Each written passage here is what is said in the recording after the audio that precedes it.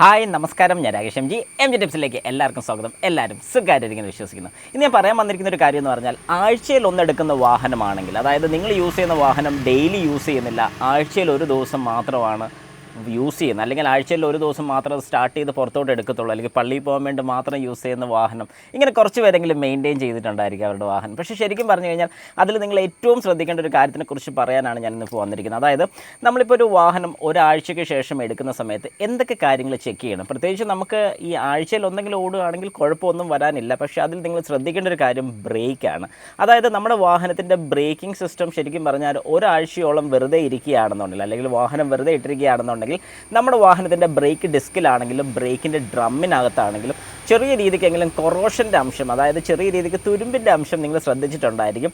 Break ഡിസ്കിലാണല്ലോ, alloy വീൽസൊക്കെയാണ് ഇട്ടിട്ടുണ്ടെന്നുണ്ടെങ്കിൽ നമുക്ക് പെട്ടെന്ന് കാണുമ്പോൾ അറിയാൻ സാധിക്കും കുറച്ച് തുരുമ്പ് ഭാഗങ്ങളായിട്ട് നമ്മൾ കാണുന്നത്. അപ്പോൾ ശരിക്കും അത് തുരുമ്പാണോ എന്ന് ചോദിച്ചാൽ തുരുമ്പല്ല, എന്നാൽ ശരിക്കും പറഞ്ഞ ഒരു റസ്റ്റ് ഫോർമേഷൻ്റെ സ്റ്റാർട്ടിംഗ് സ്റ്റേജാണ് കാസ്റ്റ് അയൺ ആയതുകൊണ്ട്.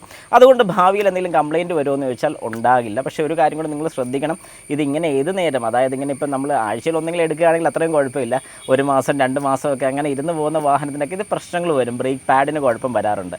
ഓക്കെ, നമ്മുടെ പോയിന്റിലോട്ട് വരാം. അങ്ങനെ ഒരു സാഹചര്യത്തിൽ, അല്ലെങ്കിൽ ആഴ്ചയിലൊന്ന് നമ്മൾ വാഹനം എടുക്കുമ്പോൾ ഈ ഒരു കാര്യം, അതായത് ബ്രേക്കിൻ്റെ കേസ് നിങ്ങൾ മെയിനായിട്ട് നോക്കിയിരിക്കണം. അതായത് നമ്മൾ വാഹനം ഇറക്കിക്കൊണ്ട് പോയി സഡനായിട്ട് നല്ല സ്പീഡിൽ ഒരു 100-110 കിലോമീറ്റർ സ്പീഡിലൊക്കെ പോകാൻ ഒരു കാരണവശാലും ശ്രമിക്കരുത്. അല്ലെങ്കിൽ ആ ഒരു വാഹനം സഡനായിട്ട് ഒരു സ്പീഡ് കൂട്ടാൻ ശ്രമിക്കരുത്. ആഴ്ചയിൽ ഒന്നെടുക്കുന്ന വാഹനമാണെങ്കിൽ പതുക്കെ പുറകോട്ട് എടുക്കുക, അല്ലെങ്കിൽ ഫ്രണ്ടിലോട്ട് എടുക്കുക.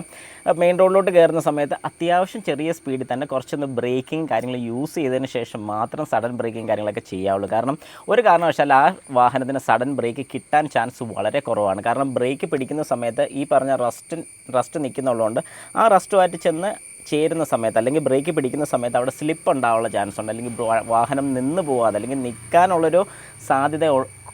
നിൽക്കാനുള്ള സാധ്യത വളരെ കുറവാണ്.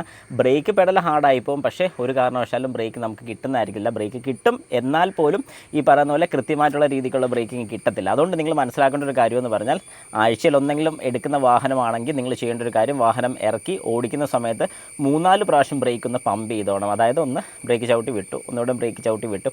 അന്നേരം എന്താ ചെയ്യുന്നത് ചോദിച്ചു കഴിഞ്ഞാൽ, ഈ ബ്രേക്ക് പാഡ് ഇതിനെ പോളിഷ് ചെയ്തുകൊണ്ടേ ഇരിക്കുകയാണ്. അതായത് ബ്രേക്ക് ഡിസ്കിനെ ആണെങ്കിലും ഡ്രമ്മിനെ ആണെങ്കിലും, ബ്രേക്ക് ഡിസ്കിനെ ബ്രേക്ക് പാഡ് പോളിഷ് ചെയ്യും, ബ്രേക്ക് ഡ്രമ്മിൽ വരുന്ന ബ്രേക്ക് ഷൂ അതിനൊന്ന് പോളിഷ് ചെയ്യുക. അപ്പോൾ അങ്ങനെ അത് നീറ്റായി കഴിയുമ്പോഴത്തേക്കും പിന്നെ പിടിക്കുന്ന ബ്രേക്ക്, അല്ലെങ്കിൽ പിന്നെ നമുക്ക് ബ്രേക്കിങ്ങിന് എഫിഷ്യൻസി പക്കയായിരിക്കും. അതുകൊണ്ട് എപ്പം നമ്മൾ വാഹനം എടുത്താലും, 2 ദിവസം അല്ലെങ്കിൽ ഒരു ആഴ്ചയിൽ ഒന്ന് നമ്മൾ എടുക്കുന്ന ഒരു വാഹനമാണെങ്കിൽ ബ്രേക്കിങ്ങിൻ്റെ കാര്യത്തിൽ ഈ ഒരു കാര്യം നിങ്ങളുടെ മനസ്സിൽ എപ്പോഴും ഉണ്ടായിരിക്കണം.